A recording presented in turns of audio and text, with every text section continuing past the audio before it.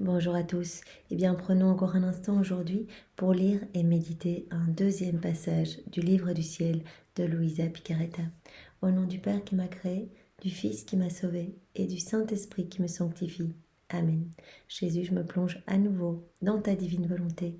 Je m'unis à toi, je m'identifie à toi, je me fusionne en toi, je me consume en toi, je fonds ma volonté dans la tienne et je te supplie, Seigneur, de me remplir à ras-bord de ta lumière, de ton Esprit Saint, de ton amour, de tes grâces, de tes bénédictions, de ta puissance, de ta sagesse.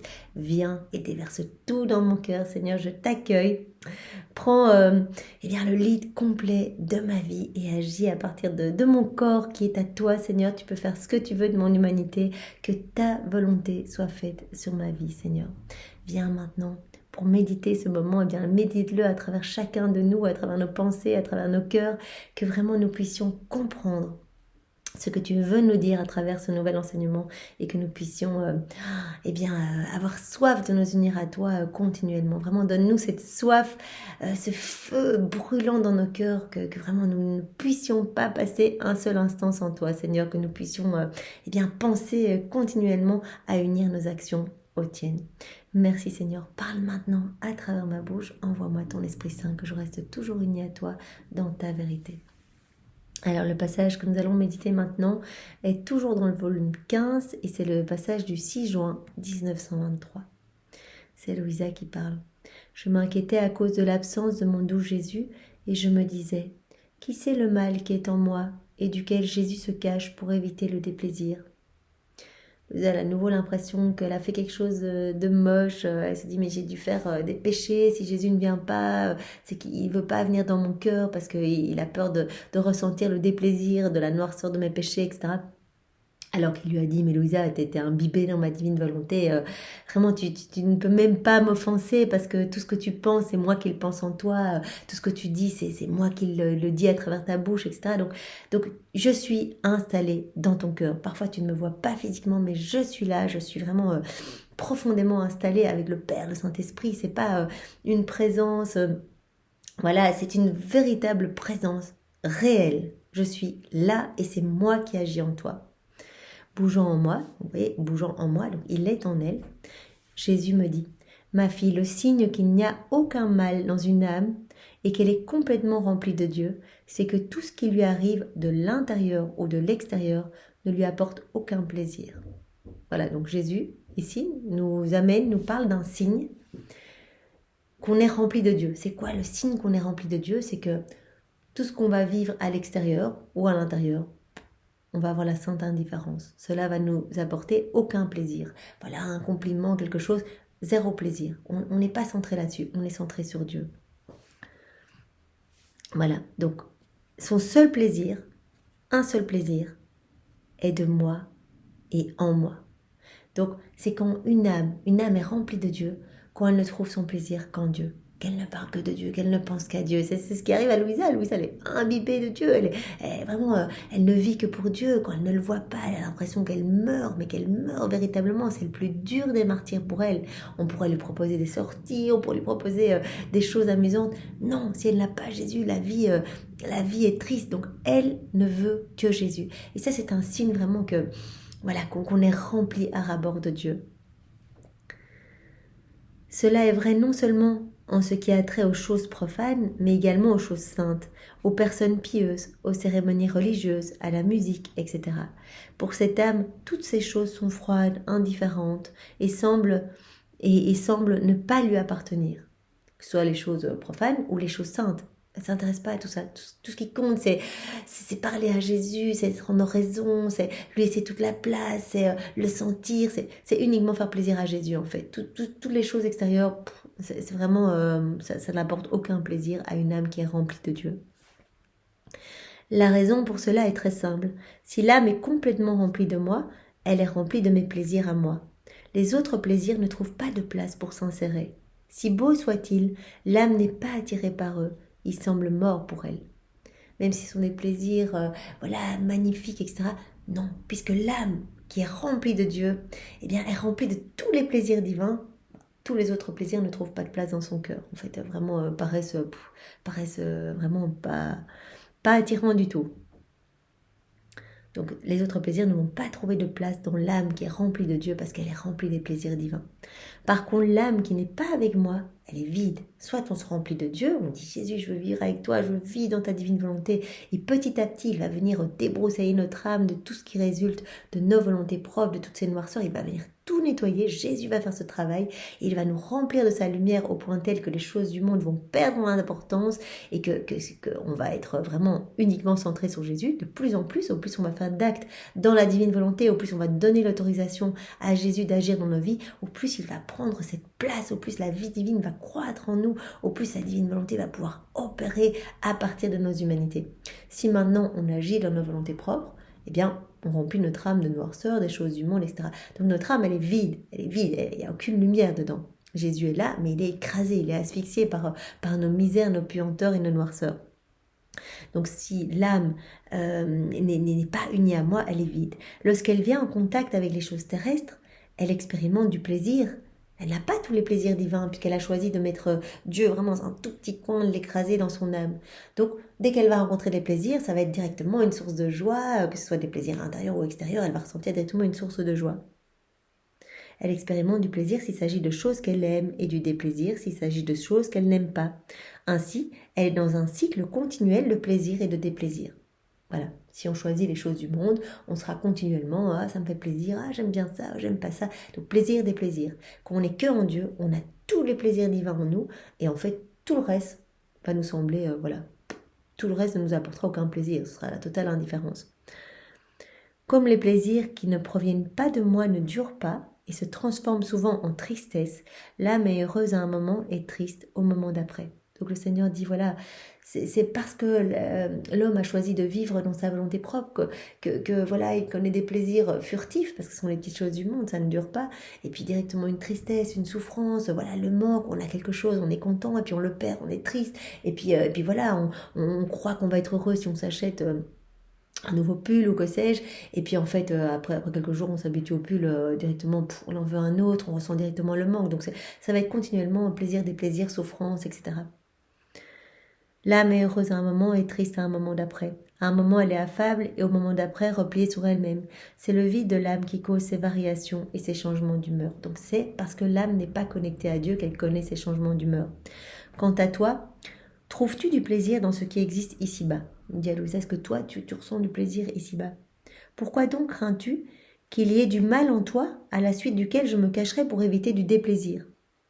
Là où je suis, il ne peut y avoir de déplaisir. Louisa, elle avait peur d'avoir fait quelque chose de mal et que Jésus n'ose pas venir dans son cœur, voilà, pour éviter le déplaisir, etc.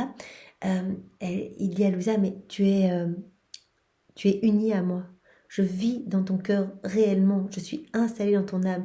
Et là où je suis, il y a tous les plaisirs divins. Donc moi, dans ton cœur, je retrouve toute l'ambiance divine, en fait, dans ton cœur, à chaque acte que tu fais dans la divine volonté. C'est un soleil, c'est vraiment, ce sont des étoiles, c'est ma lumière, je sens ma présence divine dans ton cœur, puisque tu me laisses tout faire en toi. Donc vraiment, c'est Jésus qui prend de plus en plus de place. Donc il dit, mais je pourrais jamais trouver de déplaisir en toi, puisque vraiment, tout en toi est gorgé de mes plaisirs divins. Je répondis, mon amour, je ne prends plaisir en aucune chose terrestre, aussi bonne qu'elle soit. Louisa, elle ne prend plaisir à rien sur la terre. Il n'y a que Jésus qui lui amène du plaisir. Tu sais cela plus que moi. Comment pourrais-je prendre plaisir en quoi que ce soit si la peine de ton absence m'absorbe, me rend amère jusqu'au tréfonds de moi et me fait tout oublier, sauf la souffrance d'être privé de toi. Elle dit, mais en fait, Jésus, moi, il n'y a que toi qui m'intéresse, les choses du monde.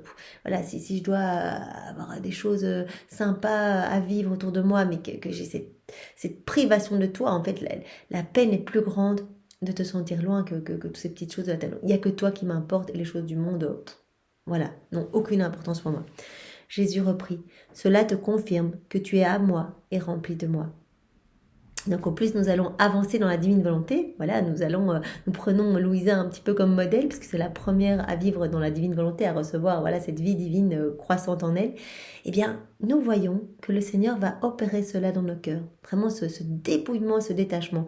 Et c'est vrai, vous allez voir les choses qu'on avait l'habitude de faire vont vraiment nous sembler un petit peu petit peu futile, voilà, on ne ressentira plus le besoin d'aller au restaurant, d'avoir des sorties, de faire du shopping, etc. On ressentira plus ce besoin-là, puisque qui a Jésus a tout, et Jésus va s'installer dans notre cœur. Donc on aura, comme dit Jésus dans un autre passage, un signe, voilà, que l'âme est remplie de moi, c'est qu'elle a tout le temps envie de donner, en fait. Elle est indifférente par rapport aux choses du monde, mais elle ressent cet amour, elle a tout le temps envie de donner. Parce que quand je m'installe dans les cœurs, je viens avec tout ce que je suis, tous mes attributs divins, tout. Donc l'âme qui m'invite dans son cœur et me donne l'autorisation d'agir à partir de son corps, de sa vie, eh bien, elle a tout, en fait. Elle a absolument tout. Et donc, elle ne ressent aucun manque, aucun besoin, et elle a envie de donner, d'être généreuse, et vraiment de prier pour ses frères et sœurs, d'être vraiment continuellement, voilà, dans l'état d'âme qui répare et qui expie pour les péchés des autres. Voilà, cela te confirme, parce que tu as ce détachement par rapport aux choses du monde, cela te confirme que tu es à moi et rempli de moi. Le plaisir a ce pouvoir. S'il est mien, il transforme la créature en moi. Voilà, si on a juste le plaisir d'être avec Jésus, eh bien on va vraiment ressembler de plus en plus à Jésus en fait. On va être transformé, on va avoir la même nature que Jésus si on le laisse, mais prendre de plus en plus de place. S'il est naturel, il emporte l'âme dans les choses humaines. S'il vient des passions, donc le plaisir, il conduit l'âme au mal. La sensation du plaisir peut sembler une chose anodine, pourtant elle ne l'est pas. Elle est le premier mouvement pour le bien ou pour le mal.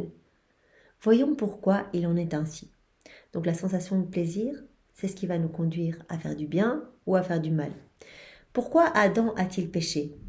Parce qu'il se détourna de la jouissance de la divinité pour celle du fruit quand Ève lui a présenté le fruit défendu et lui a dit de le manger. Donc il s'est détourné de tous ces plaisirs divins, en fait il remplissait à ras-bord, il était rempli de la divine science, connaissance, divine volonté, enfin il était rempli de tout, il était dans le parfait bonheur divin, et il s'est détourné de ce plaisir-là pour s'intéresser à un plaisir extérieur.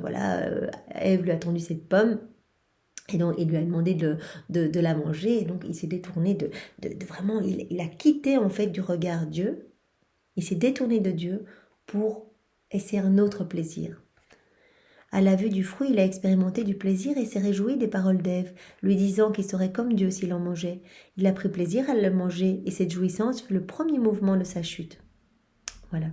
Si au contraire il avait éprouvé du déplaisir en le regardant, du désagrément en entendant les propos d'Ève et du dégoût à la pensée de le manger, il n'aurait pas péché. Il aurait plutôt accompli le premier acte héroïque de sa vie en résistant à Ève et en la corrigeant. Il aurait conservé sa couronne de fidélité envers celui à qui il devait tant et qui détenait tous les droits sur lui. Donc là, voilà, il a chuté parce qu'il a déplacer son plaisir, plutôt garder son plaisir uniquement en Dieu, être vraiment rempli de Dieu, rendre tout à Dieu, donc tout recevoir, tout rendre dans ce flux et reflux d'amour. Il a détourné son regard de Dieu et il a choisi vraiment de choisir un plaisir extérieur. Ça a été vraiment ce qui l'a fait chuter. Oh, comme il est nécessaire de rester attentif aux différents plaisirs qui naissent dans l'âme. Si ce sont des plaisirs divins, ils conduisent à la vie. Voilà, se concentrer sur Dieu, vraiment essayer de lui faire plaisir, ressentir la joie divine. Vraiment, Jésus nous partage sa joie dans la divine volonté. Il va nous partager ses bonheurs divins, il va tout nous partager. Donc, il faut être attentif à nos plaisirs. Voilà, il dit aux différents types de plaisirs qui naissent dans l'âme. Si ce sont des plaisirs divins, cela va nous amener vraiment à croître en spiritualité, à faire grandir la vie divine en nous, cela va nous conduire vraiment à la vie. Si ce sont des plaisirs humains ou qui proviennent de passion, cela va conduire à la mort. Donc il faut vraiment rester concentré. Voilà, je veux acheter une nouvelle paire de chaussures. Plaisir humain. Cela va nous conduire vraiment à nous écarter de Dieu, à ramener de la noirceur dans notre cœur. Ah, je veux aller, je sais pas, voir telle pièce de théâtre. Plaisir humain. Donc peut-être que ça va nous déconnecter de Dieu. Maintenant, je veux voir des amis, mais parce qu'on veut échanger, on veut vraiment parler de Dieu, pour vraiment témoigner de ce que Dieu a fait dans nos vies. On veut partager un repas pour vraiment parler de Jésus qui est vraiment le centre. Mais alors là, c'est tourné vers Dieu. Et donc, ça va nous mener à la vie. Il faut toujours discerner si on rentre dans nos volontés propres ou si on reste connecté à Dieu. Donc, le Seigneur nous demande une fois de plus de rester vraiment vigilant et attentif parce que les tentations sont grandes et on chute assez rapidement. Voilà, il y a danger d'être emporté par le courant du mal. Voilà, on fait un petit acte dans nos volontés propres en disant oh voilà ça va être sympa, je vais aller voilà. Et puis finalement en fait on glisse, on dérape. Donc restons focus sur Jésus, le regard fixé sur Jésus parce que quand on est vraiment unis à lui, il nous protège contre les forces du mal et on ne ressent pas le besoin des choses du monde. On ne ressent pas puisqu'on a Jésus en nous, on a tout. Et donc vraiment, il va être la sentinelle de notre âme et nous allons être la sentinelle de son cœur pour vraiment refaire tous les actes, prendre tous les actes mauvais de nos frères et sœurs, les nôtres, et les plonger dans l'acte unique et éternel d'amour de Dieu pour vraiment les réparer, les refaire et les offrir magnifiques comme des prières, des louanges, des adorations. Donc restons centrés sur Jésus pour vraiment que nous puissions être des âmes consolatrices pour lui et qu'il puisse trouver son bonheur à vivre dans nos cœurs. Merci Seigneur, préserve-nous vraiment des embûches des démons, préserve-nous du mal et des tentations, garde-nous vraiment tout le temps unis à toi, donne-nous cette grâce de pouvoir nous rappeler à chaque instant de revenir à toi et si nous voyons que nous allons chuter, eh bien directement faisons comme Louisa, Jésus, Marie, je vous recommande mon âme, je vous recommande mon âme. Donc Louisa quand elle sentait que directement, elle offrait son âme. Jésus-Marie, je vous recommande mes regards. Là, je sens mes regards se perdre un petit peu trop longtemps dans les choses du monde. Je vous recommande mes regards. Je vous recommande mes paroles. Là, je sens qu'il y a une conversation un petit peu futile autour de moi. C'est très facile de glisser dans une conversation, de rentrer, de commencer à juger les autres, etc. Là, je sens, Seigneur, que je vais t'offenser, que ça va être quelque chose qui va te causer une mort. Eh bien, Jésus-Marie, je vous recommande mes paroles. Jésus, viens parler à travers ma bouche. Viens vivre toute cette situation en moi et ramène de la lumière dans cette conversation ou vraiment permets-moi de rester toujours eh bien, dans ta lumière à toi, de pouvoir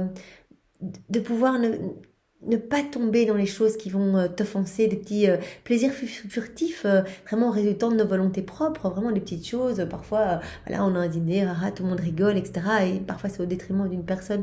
Bien, cela blesse Jésus. Il faut vraiment crucifier notre volonté propre à chaque instant pour laisser la divine volonté vivre et opérer et prendre toute la place dans nos cœurs. Merci Seigneur avec tes propres remerciements. Et vraiment sois adoré de tous dans ta divine volonté. Je vous souhaite une belle après-midi et soyez tous bénis. Au revoir.